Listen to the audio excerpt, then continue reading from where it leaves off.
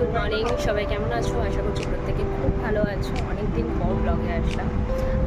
সবাইকে শুভ রাখি পূর্ণিমা। কারা কারা রাখি পরালে সেটাও আমাকে জানিও। কারা কারা কাল রাখি পরিয়েছে সেটাও আমাকে বলো। আমি কিন্তু কালকে রাখি পরিয়েছিলাম সাইবাবাকে। যেহেতু আমার সেভাবে রাখি পরানো হয় না বা রাখি সবটা সেইভাবে আমি পালন করি না, আমার স্যুট করে না। তো ওই কারণে আমি রাখিটা খুব একটা পরাই না, কম পরাই। তো অ্যাজ ইউজুয়াল এবছরও সেভাবে পড়াইনি।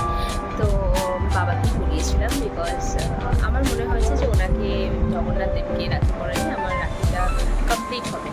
তো এখন চলে এসেছি দিদির বাড়িতে। সকালবেলা উঠে স্নান টান করে রেডি হয়ে সকালবেলা স্নান টান এই কারণেই করে নিয়েছিলাম, কারণ পুজো ছিল, যেহেতু পূর্ণিমা বাবার পুজো থাকে। আর তারপর ওদের বাড়িতেও আজকে নানান পুজো। চলো তাহলে আমাদের সাথেও আজকে সারাদিনটা শেয়ার করবো কী করলাম, কীভাবে পুজো করলো মিঠুনদা। অবভিয়াসলি মিঠুনদাই এসছে আমাদের বাড়িতে পুজো করতে, কারণ প্রত্যেকটা বাড়িতে পুজো মিঠুনদাই করে আমাদের।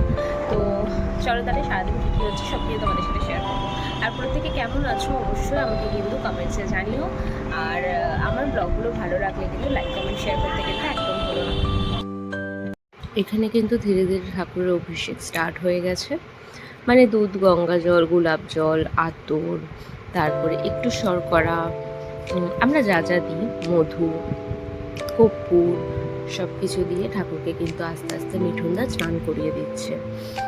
তোমরা কিভাবে অভিষেক করো অবশ্যই আমাকে জানিও। আর আমরা কিন্তু এভাবেই করি সাধারণত। আর এখানে দেখছো লিঙ্গটাকেও স্নান করানো হচ্ছে বেশ ভালো করে। আর এখানে দেখো, এখানে কিন্তু আস্তে আস্তে মহাদেবকে স্নান করাচ্ছে, একদম দুধ, গঙ্গা জল সব কিছু দিয়ে ভালো করে স্নান করাচ্ছে। আর এই হচ্ছে আমাদের গোপাল ঠাকুর, তাকেও ভালো করে সাজিয়ে এনেছে। এটা হচ্ছে নতুন বাজারের ওখানে, খুব সুন্দর ওরা কালার করে দেয়, তুমি যেভাবে চাইবে সেভাবেই। দারুণ কালার করেছিল, এত ভালো লাগছিল দেখতে যে কি বলবো। ধীরে ধীরে আমরাও সবাই একবার করে জলটা ঢেলে নিলাম। এটা ছিল আমার দিদির বাড়ির পুজো, একদমই তাই। ওদের অভিষেক মানে ওদের বাৎসরিক পুজো হয়, তো সেই হিসাবে এখানে আস্তে আস্তে কাকিমা আর আমি সব আস্তে আস্তে সাজিয়েছি। কাকিমা বেশিরভাগটা করেছে।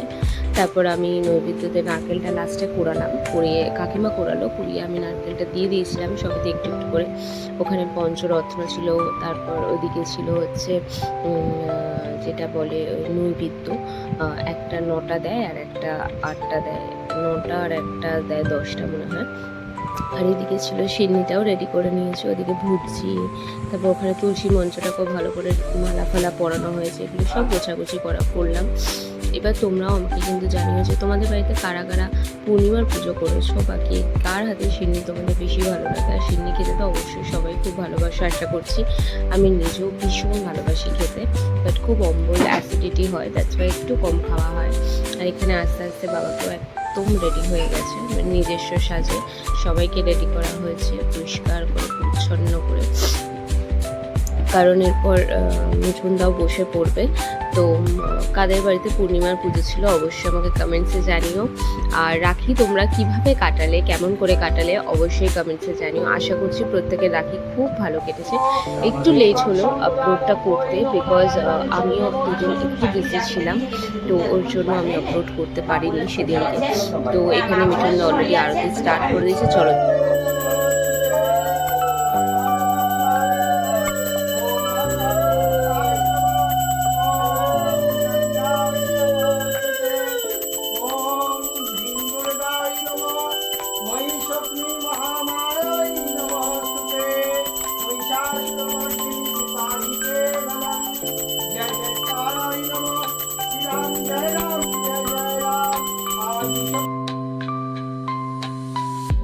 এখানে কিন্তু হোমটাও স্টার্ট হয়ে গেছে, মিঠুনদা হোমে বসে পড়েছে। তোমাদের সাথে হোমের ক্লিপটাও আমি শেয়ার করলাম।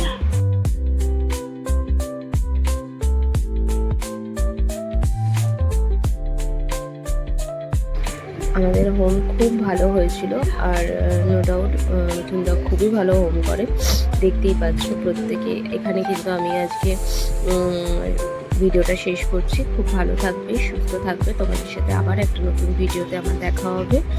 আর সবাইকে শুভ রাখি পূর্ণিমা রিলেটেড। সবাই খুব ভালো থেকো, সুস্থ থেকো। আর আমার ব্লগ কিন্তু অবশ্যই দেখতে থাকো। ব্লগটা কিন্তু ভালো লাগলে লাইক কমেন্ট শেয়ার করতে কিন্তু একদম ভুলো না।